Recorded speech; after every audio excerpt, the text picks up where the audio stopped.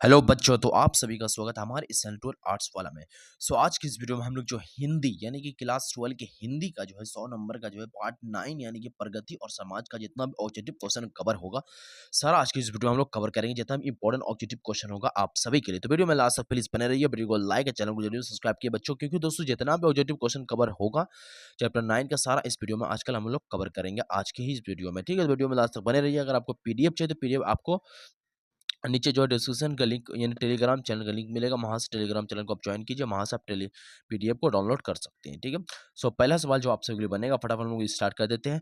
तो नामवर सिंह की कौन सी रचना है? तो आप सभी को उत्तर हो जाएगा प्रगति और समाज जो है नामवर सिंह की रचना, याद रखना आप सभी को। ठीक है, नामवर सिंह ही ने मतलब प्रगति और समाज को लिखा, याद रखना आप सभी को। ठीक है, फिर अगला सवाल क्या बनता है कि नामवर सिंह के गुरु कौन थे? तो आप सभी को उत्तर हो जाएगा हजारे सिंह द्विवेदी जो है वो नामवर सिंह के क्या थे? गुरु थे। ठीक है बच्चों, अगला सवाल बनेगा आप सभी का कि नामवर सिंह ने बीए और एमए की शिक्षा कहाँ से प्राप्त की? तो आप सभी को उत्तर हो जाएगा बीएचयू। ठीक है, B H B H BHU से जो है नामवर सिंह ने जो है शिक्षा प्राप्त की बीए और एमए की। ठीक है, फिर अगला सवाल बनता है आप सभी का कि प्रगति कैसा काव्य है? तो आप सभी को उत्तर होगा प्रगति जो है वो प्रबंध काव्य है। ठीक है, प्रगति जो है वो प्रबंध काव्य है। ठीक है, ठीक है, दुनिया को हाथ की तरह गर्म और सुंदर होना चाहिए किस कवि की कविता का अंश है? तो आप सभी का उत्तर हो जाएगा यहाँ पे केदारनाथ सिंह का अंश, याद रखना। ठीक है, फिर अगला सवाल बनता है बच्चों आप सभी का कि आचार्य रामचंद्र शुक्ल ने काव्य सिद्धांत का आदर्श कौन काव्य है? तो आप सभी को उत्तर होगा प्रबंध काव्य, याद रखना। ठीक है, अगला सवाल बनता है आप सभी का शहर से स्वीकार्या कविता के रचिता कौन है? तो आप सभी को उत्तर हो जाएगा मुक्ति भोग। ठीक है, शहर से स्वीकार्या का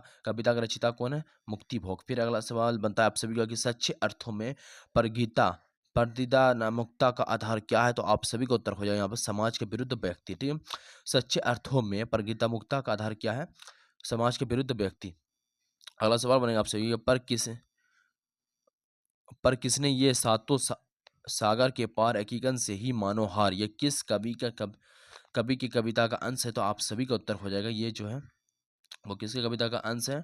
शमशेर बहादुर सिंह का। ठीक है, शमशेर बहादुर सिंह का। ठीक है, अगला सवाल देखते हैं हम सभी। अगला सवाल क्या बनता है आप सभी का कि नागार्जुन के काव्य संसार की प्रगति नायक का व्यक्तित्व किस प्रकार का है? तो आप सभी को उत्तर होगा निष्कव्य फक्कड़।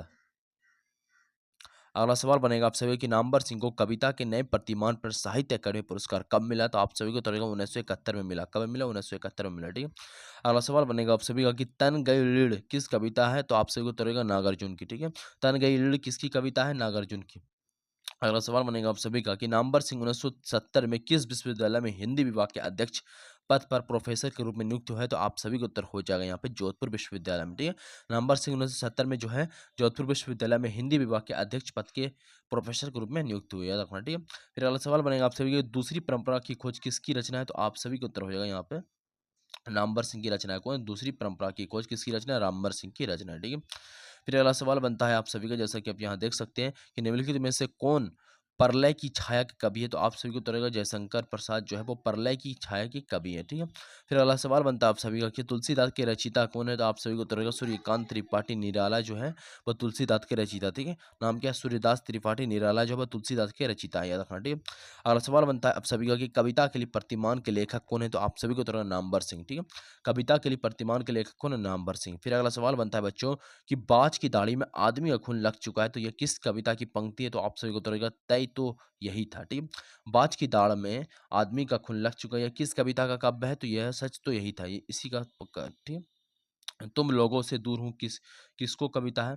किसकी कविता? तो आप सभी को उत्तर तुम लोगों से दूर हूँ मुक्ति बोध की कविता, याद रखना। ठीक है बच्चों, अगला सवाल हम सभी देखते हैं। अगला सवाल क्या बनता है कि नामवर सिंह का जन्म कब हुआ था? तो आप सभी का उत्तर हो जाएगा 28 जून 1927 को जो नामवर सिंह का जन्म हुआ था बच्चों। ठीक है, फिर अगला सवाल बनता है दोस्तों की कौन सी पुस्तक नामवर सिंह की है? तो आप सभी को उत्तर होगा पृथ्वीराज रासो की भाषा। ठीक है, पृथ्वीराज रासो की भाषा जो है वो पुस्तक नामवर सिंह की। ठीक है, फिर अगला सवाल बनता है आप सभी का कि कौन सी पुस्तक नामवर सिंह की नहीं है? तो आप सभी को उत्तर हो जाएगा यहाँ पे तिरिच जो है वो नामवर सिंह की पुस्तक नहीं है, याद रखना। ठीक है, अगला सवाल बनता है आप सभी का कि राम राम की शक्ति पूजा किसकी कविता है? तो आप सभी को उत्तर हो जाएगा निराला की कविता। ठीक है, राम की शक्ति पूजा किसकी कविता? निराला की कविता। ठीक है, अगला सवाल बनता है आप सभी का, जैसा कि आप यहाँ देख सकते हैं, प्रगति और समाज के लेखक हैं कौन है? आप सभी को उत्तर देना नामवर सिंह है, ठीक है।